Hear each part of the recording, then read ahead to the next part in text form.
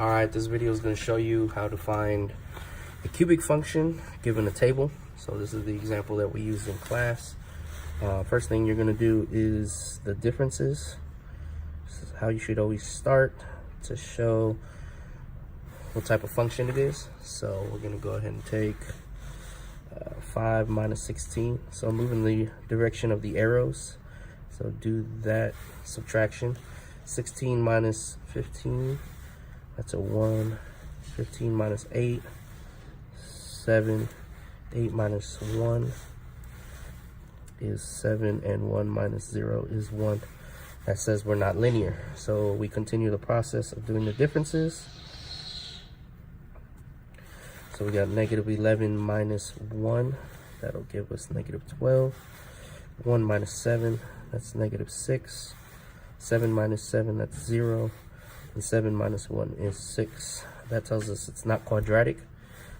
Do it one more time.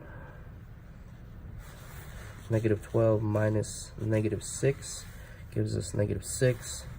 Negative 6 minus 0 is negative 6. And 0 minus 6 is negative 6. So since it happened in the third difference, it's cubic, meaning our function is going to be something x to the third. That a leading coefficient formula is this delta, so this is delta. So negative 6 over n factorial. Well, n is 3 since it's cubic, so that would be 3 times 2 times 1, giving us negative 6 over 3 times 2 times 1 is 6. Our leading coefficient a is negative 1. So I know that this is negative 1 right there. Next step is to find your ax to the thirds. So to find that, being that our a is negative 1, what you're solving for is negative x to the third. And those x's are the inputs in our table. So 0 to the third is 0. Negative 0 is still 0. 1 to the third is 1. Negative on that, it makes negative 1. 2 to the third is 8. And a negative on that is negative 8. 3 to the third is 27. A negative on that is negative 27. 4 to the third, I don't know that off the top of my head, 64. And negative on that is 64. 5 to the third is 125. Negative on that is negative 125. All right, now that we have our ax to the thirds, we're going to take our outputs and minus the ax to the thirds. The reason for that is if you have your function ax to the third plus bx squared plus cx plus d, if we get rid of this ax to the third by subtracting ax to the third to both sides, then what's left should be quadratic. So we're trying to find some numbers that'll end up being quadratic. So we take these f of x's, 0, and minus your ax to the third. 0 minus 0 is 0. 1 minus negative 1, that should be 2. We have 8 minus negative 8, which is 16. 15 minus negative 27. 15 minus negative 27 is 42. 16 minus negative 64 gives me 80. And 5 minus negative 125 should give me 130. Minus negative 125, 130. Okay, so these numbers right here are supposed to be quadratic. We'll prove that by taking the differences again. Okay, so 130 minus 80 gives me 50.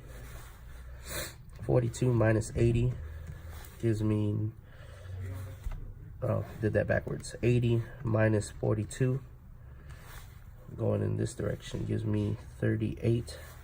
42 minus 16 gives me 26.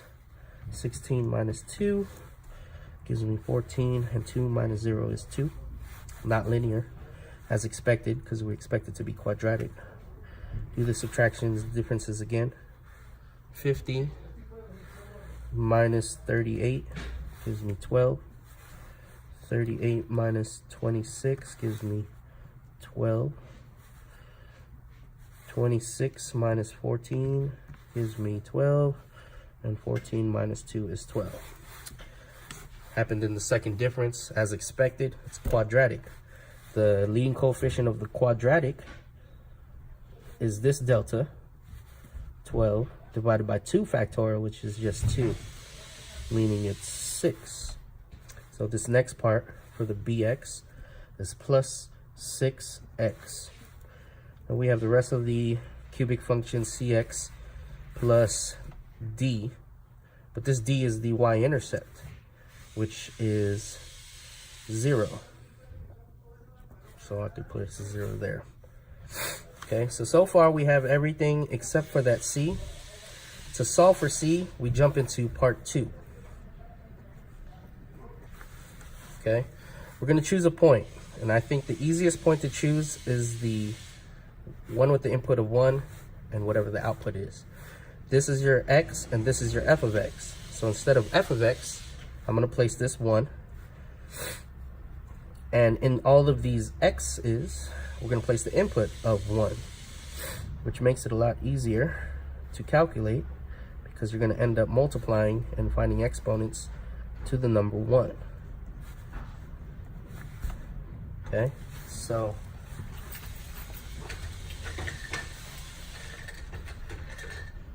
highlighting some information.